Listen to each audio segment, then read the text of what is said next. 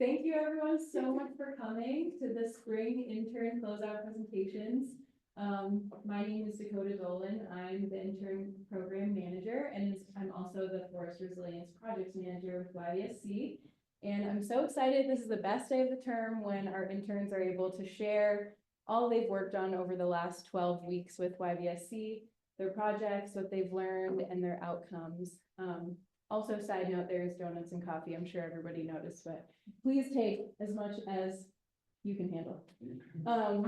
So if you're unfamiliar with the program, it's a 12-week professional experience that puts interns in collaboration with YVSC staff members.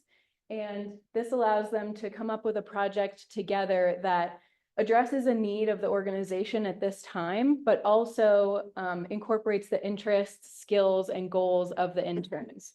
And all of these projects are completely unique and are addressing one of our 5 main priority areas. So those are waste diversion, energy, transportation, resilient land and water, and community engagement. So I'm really excited for you to see what these 3 lovely ladies have been working on for the last 3 months. And typically we have our executive director give a warm welcome. Unfortunately, she wasn't able to be here today due to an unfortunate family emergency, but we do have, in lieu of her, the next best thing, Tim Sullivan. He's been our resilient land and water director and my personal supervisor, and he's just going to say a couple of quick words. Thanks, Cody, and welcome everyone. I will channel Michelle because she would always say, this is the most exciting day of our season is when the interns give their final reports, because it's a culmination of a wonderful time working together. This program is, I think, great for the interns, but I know great for the staff, just because your presence around the office and your enthusiasm and energy and raising great ideas and questions helps us all, keeps us alive. This year we had the extra fun of having a construction project going on.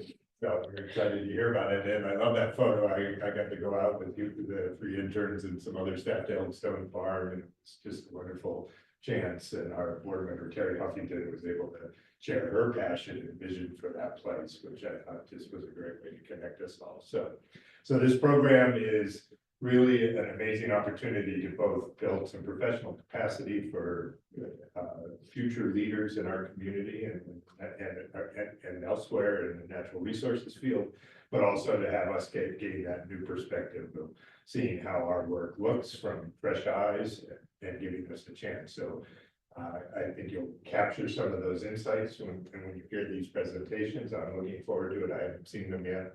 And as always, Cody does an amazing job of mentoring, but also bringing in lots of perspectives and an opportunity to share. So this really is an invigorating experience for not only YVSC, but the entire community that gets to interact with our interns. And I hear that from the people who come in and talk to you a lot as well.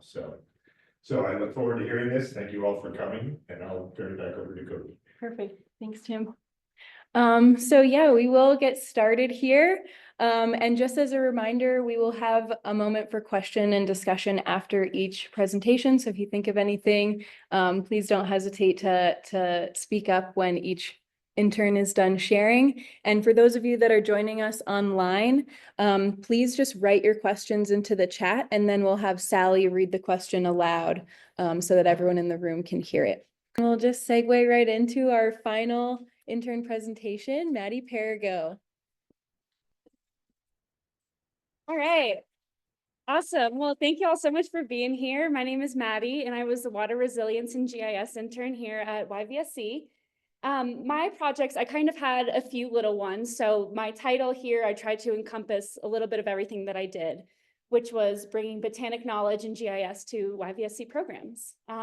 And I really learned a lot about how environmental nonprofits and the environmental sector can utilize and benefit from GIS technology. All right, me. So first, actually, I will go back a minute. What is GIS? GIS is Geographic Information Systems, which is a software, a tool to use and analyze and display geographically referenced information. Some examples of this include incident mapping in the public health sector for outbreaks, very important 5 years ago, demographic analysis for political science fields, and you can also use remote sensing to monitor changes in vegetation and moisture and environmental sciences. Back to me. So I moved to Steamboat 7 years ago, and I actually took a job working as an intern for Book Trails nonprofit, where I taught literacy and outdoor education to youth. And that was really inspiring. That kind of made me realize the importance of fostering connection to the land, especially for young children. In this past 7 years, I graduated from Colorado College, got my undergraduate done there, and I got my GIS certification from CMC here, which was totally invaluable and really opened up a lot of possibilities for me. I really saw the merit in the technology and in how much it can be used for. I've been working in horticulture for the last 5 years. This year, I'll be coming back to the Botanic Park as their plant collections manager, bringing GIS to the Botanic Park and mapping the living collections there. And recently I underwent the Master Gardener program at CSU Extension Office. And I'm working as a Master Gardener apprentice and will volunteer with them. It's a really great program. And just a huge shout out to my staff mentors, Michelle Stewart, Cody Dolan, and Sally Caribou. Learning from you guys has been invaluable. And I've enjoyed connecting with you past the work as well. So the first one I'm going to start with is the project that took up most of my time and kind of the biggest one I did was creating a mobile home parks database. The goal of this was to create a map of Yampa Valley's mobile home parks and their energy sources. So where they get their heat and their electric from. And why is this important to have? That was really where I wanted to start. And Paul in energy and transportation really gave me insight into why this data is important, because by having this data now and collecting this data, it can inform sustainability decisions for underserviced communities. And now that we have this information, it allows for possibility and opportunity to follow. This information can help remedy energy disparities within our community. And it's something that now that it's mapped, it could possibly influence transportation needs as we look to get more public transportation across the valley further out west. Now, why map? So glad you asked. Spatial insights and patterns can provide insight that spreadsheets just can't. When you look at a map, you're able to see patterns and have layered context for how do these locations relate to the roads, the river, how do they relate to each other? As a communication tool, maps can tell a story. That's why I really love about them and what I love about GIS. And it's a tool for future planning as well. It's dynamic and can be built upon.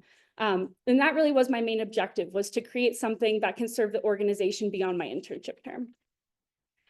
So the methods for my mobile home parks project, I started with collecting data with the coordinates of these mobile home parks, with collecting their energy sources. It required a lot of emailing property managers, looking at assessors data, the housing authority documents, talking to people I know who live in the parks.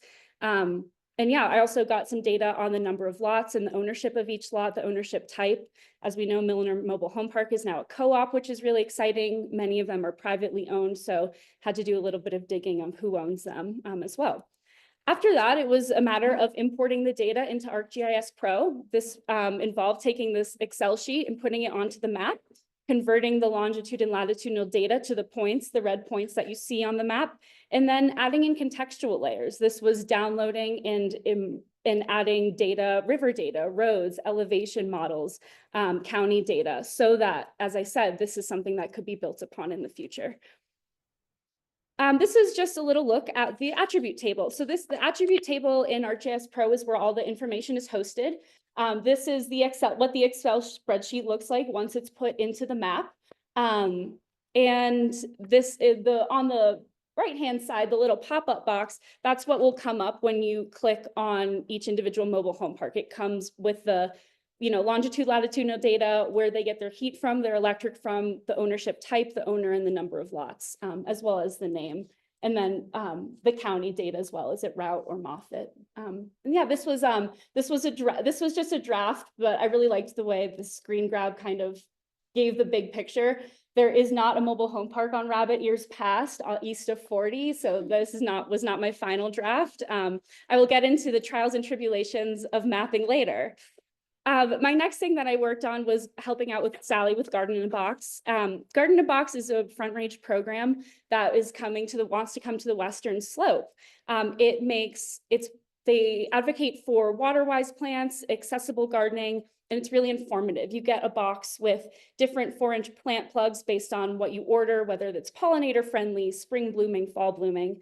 And then you also get this little guide. It's like a plant by numbers. It's really cool. It's very similar to what like landscape architects and designers how they map out their projects. And my big contribution to this was organizing a demonstration event. So the demonstration event is going to be a collaboration with the Sustainability Council and the Yampa River Botanic Park. I feel like I was in a really unique position to be able to put this together as being an intern here and also an employee at the Botanic Park and also as a new master gardener. There was a lot of a culmination of very unique circumstances. The Garden in a Box pickup will be at the rodeo grounds on June 10th. So for those who ordered, that's when they'll pick up their boxes. June 11th and June 12th also happen to be the Yampa River Botanic Park plant sale days. So I said, let's get these two groups of people together and do a demonstration event. We'll have master gardeners at the Botanic Park already, so they'll be there to support people to answer any questions about the Garden in the Box they're receiving. And I will personally be doing a demonstration event in one of our water-wise gardens as to how you take these plants, put them in the ground, and care for them. And yeah, this was a really unique opportunity to get to be able to put on something like this and coordinate an event between two organizations who really have just such similar goals and bringing. And, you know, for me, like, I want people to get their hands in the dirt. It has added so much value to my life. I love gardening. So this was just a way to combine the organizations I'm a part of and my passion as well. Another thing that I helped with here at YVSC was the DIY Landscape Transformation Guide. This is a guide that will eventually be published on the YVSC website. And it advocates for Yampa-scaping practices, meaning our regional friendly gardening practices. And there were some really great recommendations for Yampa-scaping plants. And so I went in and added botanical names to that. As a biology student, I cannot understate the importance of, you know, proper Latin naming. Proper naming leads to proper protection, proper education. And that's just my biology genetic background plug there. And there were already great recommendations to begin with. Another project that I worked on here was the Yampa Valley Climate Crew map. This is a map that showcases YVSC, the climate crew projects, where they are, the why. It has pictures. This map is actually mostly coded. So the code is hosted on GitHub and the map is then published on Leaflet, which is an open source website. What was really interesting, what I learned so much about this particular project was how to link an Excel sheet into the code. Former YVSC GIS analyst, Nicole Pepper, had done this. And so I benefited so much from learning what she had set up and how to make edits to this. And it's an incredibly useful tool and one that I am excited to implement in the future. The objective here was to help make updates for the map and create a checklist of edits for future amendments for, you know, going forward. Just a little bit of a snippet for the map and what we did.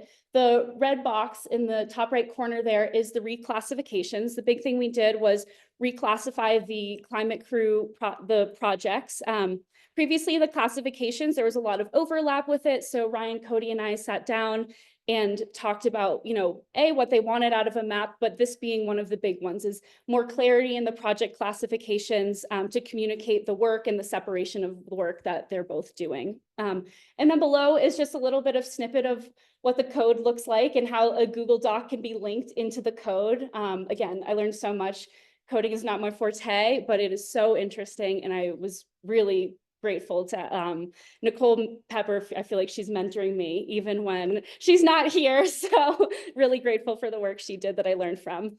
This was a map that hadn't been updated in the 2 years since she left. And so I felt really grateful to be able to fill this gap for YVSC. Other YVSC engagements. On the right there, Sally and I had the opportunity to go to the Carpenter Ranch to look at the Y Basin snowtail stations. We did a little bit of troubleshooting out there and got to snowshoe out. It was really cool to be able to do some field work in the middle of winter. I was also really involved in attending the One Book community discussions with Eager Beaver, and I do feel guilty counting this as a YVSC engagement because I would have gone anyways. I really appreciated Ben Goldfarb is a wonderful speaker, a wonderful writer, and it was really cool to be a part of YVSC while that was going on. However, there was something that I kind of took a step further. Sally had told me about this tool called BRAT, which is the Beaver Restoration Assessment Tool. And it's a spatial model that predicts the likelihood of beaver dams based on stream flow, vegetation, and land use.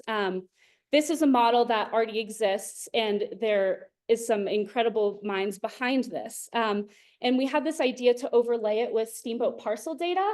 And while I didn't do any kind of like GIS analysis over it, that was something I was playing around with. I didn't really get a chance to dive too deep, playing with the idea of running an intersect tool and finding the overlay of the parcel data where there are pervasive or frequent beavers. This is something that could give parcel owners tools they need going forward. Like, hey, you might have beavers on your land. Here's how to do it. So it's just another way to connect GIS to the engagements here at YVSC. Another thing I was a part of was the Yampa White Green Basin Roundtable Story Map Subcommittee. Story maps are a way to take maps and tell stories. It's kind of like a PowerPoint presentation that's a part of ArcGIS Pro software. And it was really cool to be able to see what this organization wanted out of their story maps, what they look for, and what makes a good one. I always, like I said, I'm really attracted to GIS because of its storytelling. And this is really just another facet of that. All right, my key takeaways. The trials and tribulations of seeing a mapping project all the way through. I made so many mistakes and I had to fix them all myself. And that was so difficult. And I came into one of our intern meetings and I was like, the project is gone. I saved it wrong. Nothing is there. And I had to fix that from scratch. So I'll never make that mistake again. And I'm grateful for the opportunity to make mistakes and learn from them. It was really my first opportunity to apply GIS outside of academic setting. And then being a bridge between various programs and organizations. So many YVSC staff are a part of so many different subcommittees and boards and have their just like foot in all these different organizations. And that's really inspiring. I've never really seen that in other places I've worked before. And that was a big takeaway was, just to keep getting involved and tie your involvement to your work. And then also coordinating an event between two organizations. This was, making sure that both organizations are benefiting from the event and can benefit the patrons of the demonstration. And that was an interesting part. I've never done anything like that before. And now my personal takeaway. So it all kind of goes back to this picture here. It had to have been about 10 years ago now, but someone said to me in passing that connection is the currency of life. And I think that this internship really showed that connection in a small community, how important that is. And just the value of having strong connections, more connections, and it makes this stronger web of a community. And like I said, I think Willa and Bree really echoed this as well, just more connections and leads to stronger, more resilient communities. And my biggest takeaway was, just to keep getting involved and keep seeing the merit of important, meaningful connections. So many acknowledgements, but really would love to thank Jennifer and Emma from the Yampa River Botanic Park for making the demonstration event possible. Paul, who really gave at the Sustainability Council, who really gave my project a why. Ryan, thank you for sitting down with me and letting me in on the story map. It was such a learning experience for me. It was great. Abby at the Sustainability Council, who was such a great mentor and an incredible editor. I learned so much from what she brings to writing. Nicole Pepper, former YVSC GIS analyst, and who's been my mentor from CMC all the way through here, whether she knows it or not. Bree and Willa, it's been a joy to go through this process with you. Nathan as well, thank you for the wonderful feedback on the presentations this past week. I also wanted to give a shout out to where I got a lot of my data from. Routt County Assessor's data, the Yampa Valley Housing Authority has a lot of great public information, and Routt GIS has many layers that I was able to download. And with that, any questions?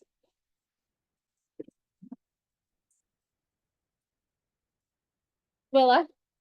Done so much more work and you've conducted a lot of data. So I'm just wondering, do you think it's you're leaving things where the next potential intern might be able to pick up and continue enhancing those maps? maybe? Yeah. I absolutely, that's what I love about maps is that you can constantly add to them. And actually, the former intern Chase, who worked with Paul in energy, the Excel spreadsheets he used were a really important jumping off point for me. So I hope it keeps getting built on. Great job, Maddie, and thank you so much for helping us get back up to where we needed to be on some of these.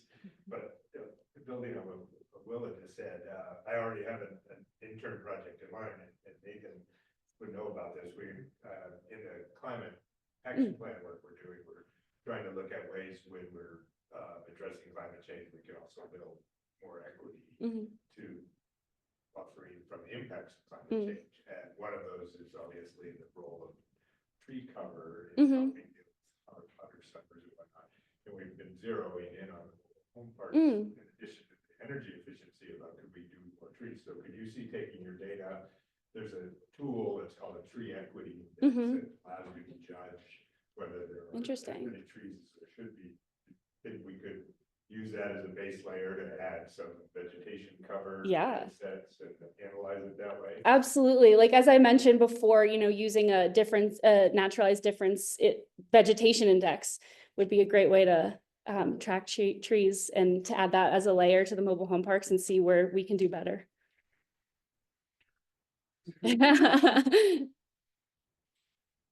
One, do you recommend that we think about that vegetation data set as needing them work on the ground to truth those trees? Are you sort of trained to always be using that metric approach, even at that small scale? What do you mean? I feel like, you know, one of the things that we're going to inherit to go forward on this is that data layer that says that the story is right because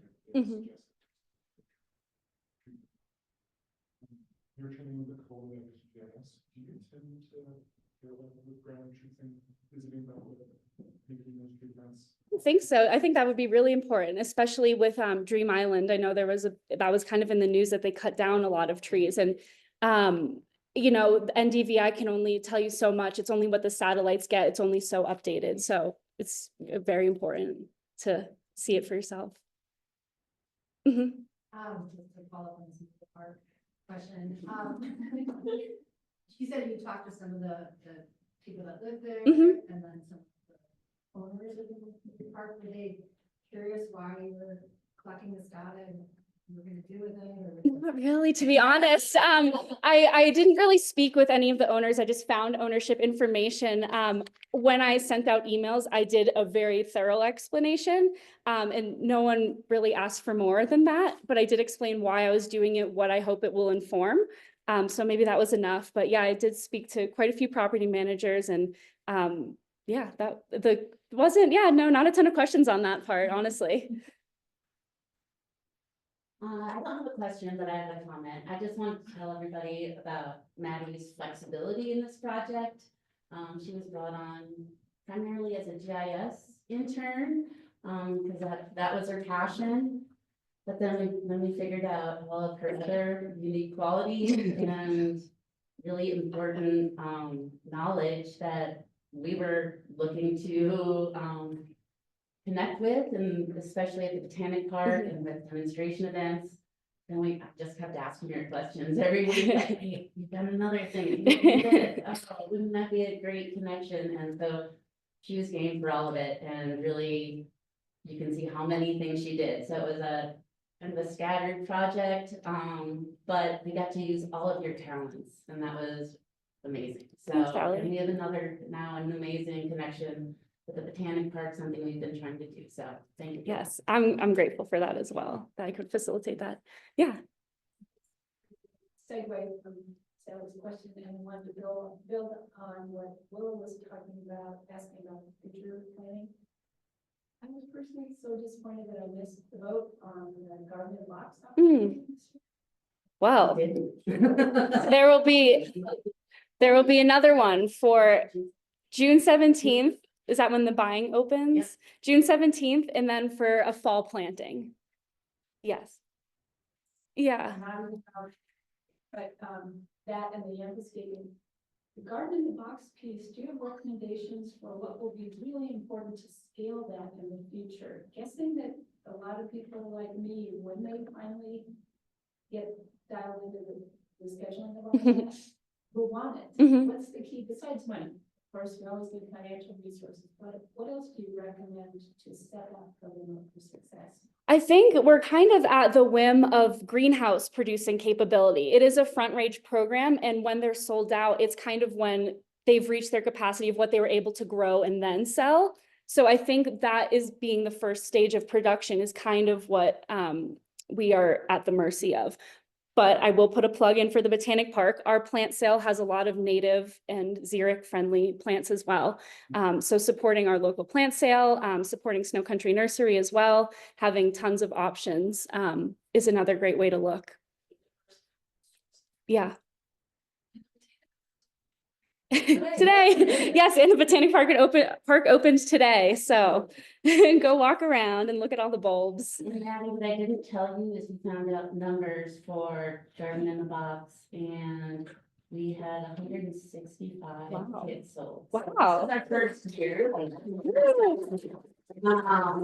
So it was kind of amazing for, even Resource Central on the Front Range was like, wow.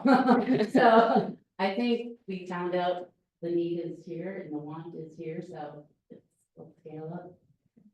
And I will just add upon that, like supporting your local growers or plant organizations as opposed to going to big stores. If you can, it's the best way to go. Yeah. So this might sound silly, but is the garden in a box? No. Like, No. in a person, and I'm Yeah. wondering, like, you need a ground. I mean, they come in 4-inch pots. If you wanted to do pot gardening, I'm also in an apartment situation and advocate for that. I'm a big windowsill gardener these days. Right. Yeah. It comes in like 4-inch plugs to put in the ground or to put in a bigger pot. So, yeah. Yeah. Yeah. Just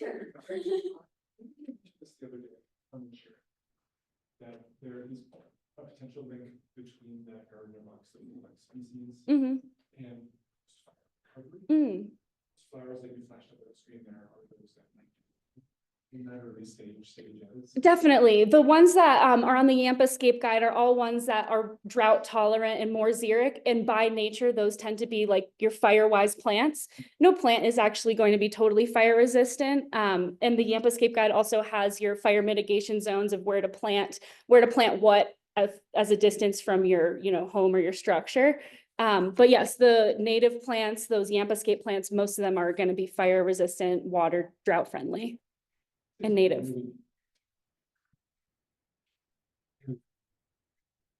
Maybe we should also just put it on paper. Mm-hmm. Yeah.